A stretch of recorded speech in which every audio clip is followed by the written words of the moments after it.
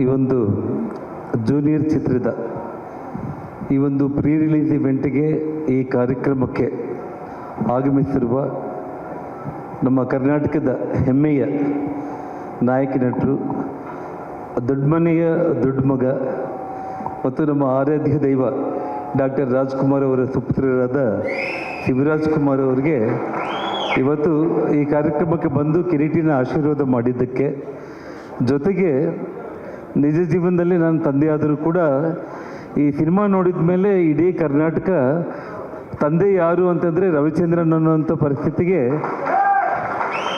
ಯಾಕೆಂದರೆ ನಾನು ಸೀನ್ಸ್ ಎಲ್ಲ ನೋಡಿದೆ. ನಾನು ಅವರಿಬ್ಬರು ಕಾಂಬಿನೇಷನು ಅಷ್ಟು ಅದ್ಭುತವಾಗಿತ್ತು. ಜೊತೆಗೆ ಜೆನ್ನಿಲಿಗೆ ಅವರು, ಅವ್ರ ಬಗ್ಗೆ ಇವತ್ತು ಇಡೀ ನಮ್ಮ ದಕ್ಷಿಣ ಭಾರತದಲ್ಲಿ, ಅದರಲ್ಲಿ ವಿಶೇಷವಾಗಿ ಏನು ತೆಲುಗು ಬೊಮ್ಮರಿಲ್ಲು ಸಿನಿಮಾ ಅಂತ ಏನು ಬಂದಿತ್ತು, ಅದರಿಂದ ಇಡೀ ನಮ್ಮ ದೇಶದಲ್ಲೇ ಅವರು ಖ್ಯಾತಿ ಹೊಂದಿರುವಂಥ ನಟಿ. ಭಾಳ ದೊಡ್ಡ ಕುಟುಂಬ. ಅಲ್ಲಿ ಒಬ್ಬ ಮುಖ್ಯಮಂತ್ರಿಯ ಸೊಸೆಯಾಗಿದ್ದರೂ ಕೂಡ ಅವರ ಪತಿದೇವರು ಹಿಂದಿ ಚಿತ್ರರಂಗದಲ್ಲಿ ಒಬ್ಬ ಒಳ್ಳೆಯ ನಟನಾಗಿದ್ದರೂ ಕೂಡ ಯಾವುದೇ ದುರಹಂಕಾರ ಇಲ್ದಾಗೇನೆ ಈ ಸ್ಟೋರಿ ಕೇಳಿದ ತಕ್ಷಣ ಇವತ್ತು ಕಿರೀಟಿ ಜೊತೆಯಲ್ಲಿ ಆ್ಯಕ್ಟ್ ಮಾಡೋದಕ್ಕೆ ಅವರು ಬಂದಿದ್ದಾರೆ. ಅವ್ರ ಪಾತ್ರ ಭಾಳ ಅದ್ಭುತವಾದಂಥ ಪಾತ್ರ. ಇಡೀ ನಮ್ಮ ಕರ್ನಾಟಕ ಆಂಧ್ರ ಮಾತ್ರ ಅಲ್ಲ, ಇಡೀ ದೇಶನೇ ಮೆಚ್ಚುವಂಥ ಪಾತ್ರ. ಅವರು ಕಿರೀಟಿಗೆ ಆಶೀರ್ವಾದ ಮಾಡಿರುವಂಥದ್ದು.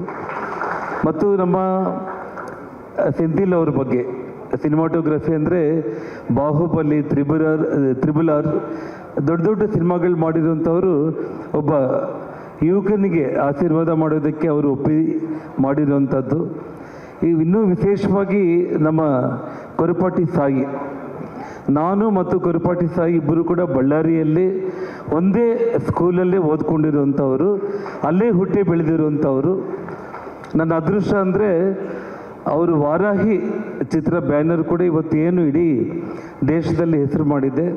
ಅವ್ರ ಬ್ಯಾನರಲ್ಲಿ ಕಿರೀಟಿಯ ಒಂದು ಸಣ್ಣ ಮಗು ಇದ್ದಾಗಲಿಂದ ಕೂಡ ಅವರ ಡ್ಯಾನ್ಸು ಆ್ಯಕ್ಟಿಂಗ್ ನೋಡಿ ನಾನೇ ಫಸ್ಟ್ ಸಿನಿಮಾ ಮಾಡಬೇಕು ಅಂತೇಳಿ ಮುಂದಕ್ಕೆ ಬಂದಿದ್ದು, ಅದು ಒಂದು ಆಶೀರ್ವಾದ. ವಿಶೇಷವಾಗಿ ಶ್ರೀಲೀಲಾ ಚಿಕ್ಕ ಮಗು ಇದ್ದಾಗಲಿಂದ ಕೂಡ ನಾನು ನೋಡ್ತಾ ಇರುವಂಥದ್ದು. ಜೊತೆಗೆ ಅವರ ತಾಯಿ ನನ್ನ ಶ್ರೀಮತಿ ಲಕ್ಷ್ಮೀ ಅರುಣ ಅವರಿಗೆ ಬೆಂಗಳೂರು ಮಹಾನಗರದಲ್ಲಿ ಒಬ್ಬ ಒಳ್ಳೆಯ ಆತ್ಮೀಯ ಸ್ನೇಹಿತೆ ಯಾರಾದರೂ ಇದ್ದರೆ ಅದು ಡಾಕ್ಟರ್ ಸ್ವರ್ಣಲತಾ, ಅದು ಶ್ರೀಲೀಲಾ ಅವ್ರ ತಾಯಿ. ಮತ್ತು ಇವತ್ತು ನಾನು ಆಲ್ರೆಡಿ ಹೇಳಿದ್ದೆ, ಇವತ್ತು ಇಡೀ ನಮ್ಮ ಕನ್ನಡ ಚಿತ್ರರಂಗ ಅಲ್ಲ, ಇಡೀ ಭಾರತದಲ್ಲಿ ಯಾವ ರೀತಿ ಒಂದು ಕಾಲದಲ್ಲಿ ರೇಖಾ ಹೇಮಾಮಾಲಿನಿ, ಆನಂತರ ಜಯಪ್ರದಾ ಜಯಿಸೋದು ಆಂಧ್ರದಲ್ಲಾಗಿರ್ಬೋದು, ಮತ್ತು ನಿಮಗೆ ನಮ್ಮ ದಕ್ಷಿಣದಲ್ಲಿ ಶ್ರೀದೇವಿ ಜಯಪ್ರದಾ ಹೇಗೆ ಹಿಂದಿನಲ್ಲಿ ರೂಲ್ ಮಾಡಿದರು, ಮತ್ತು ದೀಪಿಕಾ ಪಡುಕೋಣೆ ಐಶ್ವರ್ಯ ಅವರು ಹೇಗೆ ಮಾಡಿದರು, ಆ ಲೈನಲ್ಲಿ ಶ್ರೀಲೀಲಾ ಹೋಗ್ತಾರೆ ಅನ್ನೋ ನಂಬಿಕೆ ನನಗಿದೆ. ಇದರ ಒಂದು ಹೆಮ್ಮೆ ನಮ್ಮ ಕರ್ನಾಟಕದಿಂದ ಇಡೀ ದೇಶದಲ್ಲಿ ಹೆಸರು ಮಾಡುವಂಥ ಒಂದು ಅವಕಾಶ ಭಗವಂತ ಶ್ರೀಲೀಲಾ ಕೊಳ್ಳಿ ಅಂತ ಹೇಳ್ತಾ, ಮತ್ತು ರಾಧಾಕೃಷ್ಣ ಡೈರೆಕ್ಟರ್, ಈ ವಿಷಯದಲ್ಲಿ ನಾನು ಮೊದಲನೇದಾಗಿ ಪುನೀತ್ ರಾಜ್ಕುಮಾರ್ ಅವರು ಕಿರೀಟಿನ ಚಿಕ್ಕ ಮಗು ಇದ್ದಾಗಲಿಂದ ನಮ್ಮ ಮನೆಗೆ 4-5 ಬಾರಿ ಬಂದಿದ್ದರು. ಪುನೀತ್ ಅವರು ಎದುರುಗಡೆನೇ ಎಕ್ಕ ರಾಜಾರಾಣಿ ಅನ್ನೋ ಹಾಡಿಗೆ ಕಿರೀಟಿ ಡ್ಯಾನ್ಸ್ ಮಾಡಿದಾಗ ಕಿರೀಟಿನ ಎತ್ಕೊಂಡು ಮುದ್ದಾಡಿ ಅಪ್ಕೊಂಬಿಟ್ಟು ಖಂಡಿತ ಇವನು ಮುಂದೊಂದು ದಿನ ಹೀರೋ ಆಗ್ತಾನಂತೇಳಿ ಆಶೀರ್ವಾದ ಮಾಡಿದ್ರು. ಅದು ಏನು ವಿಚಿತ್ರ ಅಂತಂದರೆ, ಅವನು ಹೀರೋ ಆಗಬೇಕು ಅಂತ ತೀರ್ಮಾನ ಮಾಡಿದಾಗ ಪುನೀತ್ ರಾಜ್ಕುಮಾರ್ ಅವ್ರಿಗೆ ನಾನು ಫೋನ್ ಮಾಡಿದ ತಕ್ಷಣ ಅವರು ರಾಧಾಕೃಷ್ಣ ರೆಡ್ಡಿ ಅವ್ರನ್ನ ನಮ್ಮ ಮನೆಗೆ ಕಳಿಸಿ, ಒಳ್ಳೆಯ ನಿರ್ದೇಶಕ, ಅವ್ರ ಕೈಯಲ್ಲಿ ಕಿರೀಟಿ ಸಿನಿಮಾ ಬರಲಿ ಅಂತೇಳಿ, ನಂತರ ಅವರ ಸಿನಿಮಾ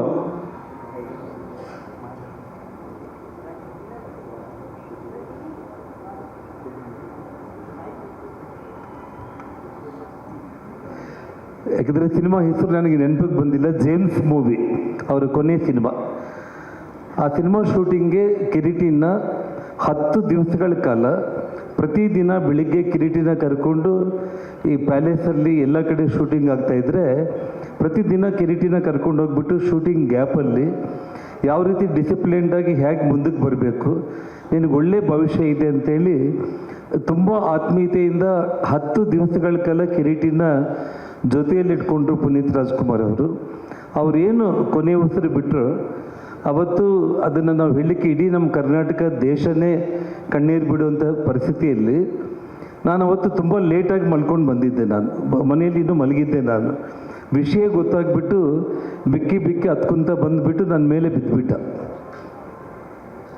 ಏನಾಗಿದೆ ಅನ್ನೋದ್ರೊಳಗಡೆ ನಮ್ಮ ಶ್ರೀಮತಿ ಟಿ ವಿ ನೋಡಿಲ್ಲ ಅಂತೇಳಿ ಅವರು ಓಡಿ ಬಂದರು ಒಳಗಡೆ ಗಾಬರಿಯಾಗಿ. ಅಂದರೆ ಭಗವಂತ ಅವ್ರಿಗೇನು ಆ ಕೊನೆಯಲ್ಲಿ ಅವನ ಮೊದಲ ಚಿತ್ರರಂಗ ಸಿನಿಮಾ ಪ್ರಾರಂಭ ಮಾಡೋದಕ್ಕಿಂತ ಮುಂಚೆ ಅವರ ಕೊನೆ ಚಿತ್ರ 10 ದಿವಸಗಳ ಕಾಲ ಜೊತೆಯಲ್ಲಿ ಇಟ್ಕೊಂಡಿದ್ದಾನೆ ಅಂತಂದರೆ ಅದೇನೋ ಪೂರ್ವಜನ್ಮದ ಋಣಾನುಬಂಧ. ಅವರು ಈ ಭೂಮಿ ಬಿಟ್ಟು ಹೋಗ್ತಾ ಅವನ್ನ ಕರ್ಕೊಂಡು ಅಷ್ಟೆಲ್ಲ ಅವ್ರಿಗೆ ಒಂದು ಡಿಸಿಪ್ಲಿನ್ ಕಲಿಸಿ ಒಂದು ಮಾರ್ಗದರ್ಶನ ಕೊಟ್ಟಿದ್ದಾರೆ ಅಂತಂದರೆ ಅದು ಕಿರೀಟಿ ಪುಣ್ಯ ಅಂತೇಳಿ ನಾನು ಭಾವಿಸ್ತಾ ಇದ್ದೇನೆ ಬಂಧುಗಳೇ. ಜೊತೆಗೆ ಶಿವರಾಜ್ ಕುಮಾರ್ ಅವರು ಇವತ್ತು ಮೊದಲಿಂದ ಕೂಡ ನಾನು ಮೊನ್ನೆ ಫೋನ್ ಮಾಡಿ, ಅಣ್ಣ ನೀವು ಬರಬೇಕು ಈ ಕಾರ್ಯಕ್ರಮಕ್ಕೆ, ಕಿರೀಟಿಗೆ ಆಶೀರ್ವಾದ ಮಾಡಬೇಕು ಅಂತ ಹೇಳಿದಾಗ ಫೋನಲ್ಲೇ 5 ನಿಮಿಷ ಅವರು ಮಾತಾಡಿದರು. ಅವನು ಪ್ರತಿಯೊಂದು ಟೀಚರ್ ನೋಡ್ತಾ ಇದ್ದೇನೆ, ಪ್ರತಿಯೊಂದು ತುಂಬ ಅದ್ಭುತವಾಗಿ ಮಾಡ್ತಾ ಇದ್ದಾನೆ, ಒಳ್ಳೆಯ ಸ್ಟಾರ್ ಆಗ್ತಾನೆ, ನನ್ನ ಹೃದಯದಿಂದ ಹೇಳ್ತಾ ಇದ್ದೇನೆ, ನಾನು ಬಂದು ಕಿರೀಟಿಗೆ ಆಶೀರ್ವಾದ ಮಾಡ್ತೀನಿ ಅಂತೇಳಿ ಇವತ್ತವರು ನಾನು ರಾಜಕಾರಣದಲ್ಲಿ ಮಂತ್ರಿಯಾಗಿದ್ದಾಗಲೂ ಕೂಡ ಆನೆಗೊಂದಿಯಲ್ಲಿ ನಾನು ಅವರಿಗೆ ವೇದಿಕೆ ಕರೆಸಿ ನಾನು ಯಡಿಯೂರಪ್ಪ ಅವರು ಸನ್ಮಾನ ಮಾಡಿದ್ದು ಅವತ್ತಿನ ಖುಷಿ. ಅದೇ ಒಂದು ರೀತಿಯಲ್ಲಿ 500 ವರ್ಷದ ಕೃಷ್ಣದೇವರಾಯರ ಕಾರ್ಯಕ್ರಮದಲ್ಲಿ ಪುನೀತ್ ರಾಜ್ಕುಮಾರ್ ಅವ್ರನ್ನ ಕರೆದು ಸನ್ಮಾನ ಮಾಡಿದ್ದು. ಇದೆಲ್ಲವೂ ಕೂಡ ನಾನು ಕಿರೀಟಿಗೆ ಒಂದು ಮಾತನ್ನು, ರಾಜಕಾರಣದಲ್ಲಿ ನಾನು ತುಂಬ ಎಮೋಷ್ನಲ್ ಆಗಿ ಸುಷ್ಮಾ ಸ್ವರಾಜ್ಗೋಸ್ಕರ ರಾಜಕೀಯಕ್ಕೆ ಬಂದೆ. ಆದರೆ ನಾನು ರಾಜಕೀಯಕ್ಕೆ ಬರೋದಕ್ಕಿಂತ ಮುಂಚೆ ನನ್ನ ಬ್ಲಡ್ಡಲ್ಲಿ ಇದ್ದಿದ್ದು ಒಬ್ಬ ಒಳ್ಳೆಯ ಸಿನಿಮಾ ಡೈರೆಕ್ಟರ್ ಆಗಬೇಕು ಅನ್ನೋಂಥ ಆಸೆ. ನನ್ನ 18ನೇ ವರ್ಷಕ್ಕೆ ನಾನು ಚೆನ್ನೈಗೆ ಹೋದೆ ಡೈರೆಕ್ಟರ್ ಆಗಬೇಕು ಅಂತೇಳಿ. ಸುಮಾರು 1 ವರ್ಷ ನಾನು ಅಲ್ಲೇ ಇದ್ದೆ. ಅದಾದಮೇಲೆ ಅಲ್ಲಿ ಪರಿಸ್ಥಿತಿಗಳು ನೋಡಿಕೊಂಡು ಹಣ ಚೆನ್ನಾಗಿ ದುಡಿದು ಚಿತ್ರರಂಗಕ್ಕೆ ಹೋಗೋಣ, ಈ ರೀತಿ ಹೋಗೋದು ಕರೆಕ್ಟ್ ಅಲ್ಲ ಅಂತ ನಾನು ವಾಪಸ್ ಬಂದವನು. ಪುನಃ ಮತ್ತೆ ಸಿನಿಮಾ ಇಂಡಸ್ಟ್ರಿಗೆ ಹೋಗಲಿಕ್ಕೆ ಆಗಲಿಲ್ಲ. ಬಟ್ ಆ ಬ್ಲಡ್ಡಲ್ಲಿ ಅದು ಕಿರೀಟಿಗೆ ಮತ್ತೆ ಬಂದಿರೋ ಕಾರಣ ಚಿಕ್ಕ ಮಗು ಇದ್ದಾಗಲಿಂದ ಕೂಡ ಅವನಿಗೆ ರಾಜಕೀಯ ಅನ್ನೋದು ಯಾವತ್ತೂ ಕೂಡ ಮನೆ ಹತ್ರ ಮುಖ್ಯಮಂತ್ರಿಗಳು, ಕೇಂದ್ರ ಮಂತ್ರಿಗಳು ದೊಡ್ಡ ದೊಡ್ಡ ಆರ್ಭಾಟ ನಡೀತಾ ಇದ್ದರೂ ಕೂಡ ಅವನಿಗೆ ಎಷ್ಟೊತ್ತಿದ್ರೂ ಕೂಡ ಆ್ಯಕ್ಟಿಂಗು, ಡ್ಯಾನ್ಸು, ಸಿನಿಮಾ ಅದ್ರ ಬಗ್ಗೆನೇ ಅವನಿಗೆ ಇಂಟ್ರೆಸ್ಟ್ ಇತ್ತು. ಒಂದು ರೀತಿ ಈ ರಾಜಕೀಯ ಅನ್ನೋದಕ್ಕಿಂತ ಕೂಡ ಆ ಚಿತ್ರರಂಗದಲ್ಲಿ ಜನರ ಪ್ರೀತಿ ಗಳಿಸಿ ಶಾಶ್ವತವಾಗಿ ರಾಜ್ಕುಮಾರ್ ಕುಟುಂಬದಲ್ಲಿ ಒಂದು ಪರ್ಸೆಂಟೇಜ್ ಅವನು ಪ್ರೀತಿ ಗಳಿಸಿದರೂ ಕೂಡ ಅವನ ಜನ್ಮ ಧನ್ಯ ಆಗುತ್ತೆ ಅಂತೇಳಿ ಈ ಸಂದರ್ಭದಲ್ಲಿ ಹೇಳ್ತಾ, ಹೆಚ್ಚಾಗಿ ಹೇಳೋದಕ್ಕಿಂತ ಕೂಡ ಅವನಿಗೆ ತಾವೆಲ್ಲರೂ ಕೂಡ ಇವತ್ತು ಬಳ್ಳಾರಿ, ಗಂಗಾವತಿ, ಬೆಂಗಳೂರು ಮಹಾನಗರ ಮತ್ತು ಎಲ್ಲ ಜಿಲ್ಲೆಗಳಿಂದ ಭಾಳ ಪ್ರಮುಖರು ಇಲ್ಲಿ ಆಶೀರ್ವಾದ ಮಾಡೋದಕ್ಕೆ ನಾನು ಕರೆದಿದ್ದೆ. ಎಲ್ಲರೂ ಕೂಡ ನಮ್ಮ ಕರೆಗೆ ಹೋಗ್ಬಿಟ್ಟು ಬಂದಿದ್ದೀರಾ. ಇಡೀ ಕರ್ನಾಟಕ ರಾಜ್ಯದಲ್ಲಿ ಪ್ರತಿಯೊಬ್ಬರೂ ಕೂಡ ಇದು ಚಿತ್ರ ಅಂತಂದರೆ ಒಂದು ಅತ್ಯಂತ ಉತ್ತಮವಾದ ಕೌಟುಂಬಿಕ ಚಿತ್ರ. ಖಂಡಿತವಾಗ್ಲೂ ಕೂಡ ಪ್ರತಿಯೊಬ್ಬರೂ ಇದು ನಮ್ಮ ಮನೆಯಲ್ಲಿ ಏನೋ ಒಂದು ಘಟನೆ ಆಗಿದೆ, ಇದು ನಮ್ಮದೇ ಕತೆ ಅನ್ನೋಂಥ ರೀತಿಯಲ್ಲಿ ಈ ಸಿನಿಮಾ ಇದೆ. ಮತ್ತು ರವಿಚಂದ್ರನ್ ಕಿರೀಟಿ ಅವರ combination, Genelia Kireeti combination, Sreeleela Kireeti combination ತುಂಬ ಅದ್ಭುತವಾಗಿರುತ್ತೆ. ಮತ್ತು ಇಲ್ಲಿ ತಾಯಿ ಗಿರಿಜಾ ಲೋಕೇಶ್ ಅವರು ಬಂದಿದ್ದಾರೆ. ಲೋಕೇಶ್ ಅವರಂದರೆ ಇನ್ನು ಅದ್ಭುತವಾದಂಥ ಒಬ್ಬ ನಟ. ಅವರನ್ನು ನಾವು ಚಿಕ್ಕ ಮಕ್ಕಳಿಂದ ಕೂಡ ನೋಡ್ಕೊಂಡು ಬಂದಿರುವಂಥದ್ದು. ಇವತ್ತು ತಾವು ಆ ಚಿತ್ರದಲ್ಲಿ ಒಂದು ಪಾತ್ರ ಮಾಡಿದ್ದೀರಿ ಅಂತಂದರೆ ನಾನು ನೋಡಿದೆಮ್ಮ, ನಾನು ಭಾಳ ಅದ್ಭುತವಾಗಿತ್ತು. ನಿಮ್ಮಿಬ್ಬರ ಕಾಂಬಿನೇಷನ್ ಕೂಡ ಭಾಳ ಚೆನ್ನಾಗಿತ್ತು. ಹಾಗಾಗಿ ಇಲ್ಲಿ ಬಂದು ಎಲ್ಲರೂ ಆಶೀರ್ವಾದ ಮಾಡಿದ್ದಕ್ಕೆ ವಿಶೇಷವಾಗಿ ಮಾಧ್ಯಮ ಸ್ನೇಹಿತರಿಗೆ ಎಲ್ಲರೂ ಕೂಡ ಕಿರೀಟಿಗೆ ಆಶೀರ್ವಾದ ಮಾಡಿ, ಒಂದು ಜನಾರ್ದನ್ ರೆಡ್ಡಿ ಮಗ ಅನ್ನೋದಕ್ಕಿಂತ ಕೂಡ ಕಿರೀಟಿಗೆ ನಾನು ಒಂದೇ ಒಂದು ಚಾಲೆಂಜ್ ಹಾಕಿದ್ದೆ. ನಾನು ಜನಾರ್ದನ್ ರೆಡ್ಡಿ ಮಗ ಅಂತ ಅನ್ಸ್ಕೊಳ್ತೀಯ ಅಥವಾ ಇನ್ನೊಂದು 2-3 ವರ್ಷದಲ್ಲಿ ಕಿರೀಟಿ ಅವ್ರ ಅಪ್ಪಲ್ಲಿ ಹೋಗ್ತಾ ಇದ್ದಾನಂತ ಅನ್ಸ್ಕೊಳ್ತೀಯ ಅಂತೇಳಿ ಒಂದು ಚಾಲೆಂಜ್ ಕೂಡ ಕೊಟ್ಟಿದ್ದೀನಿ ನಾನು.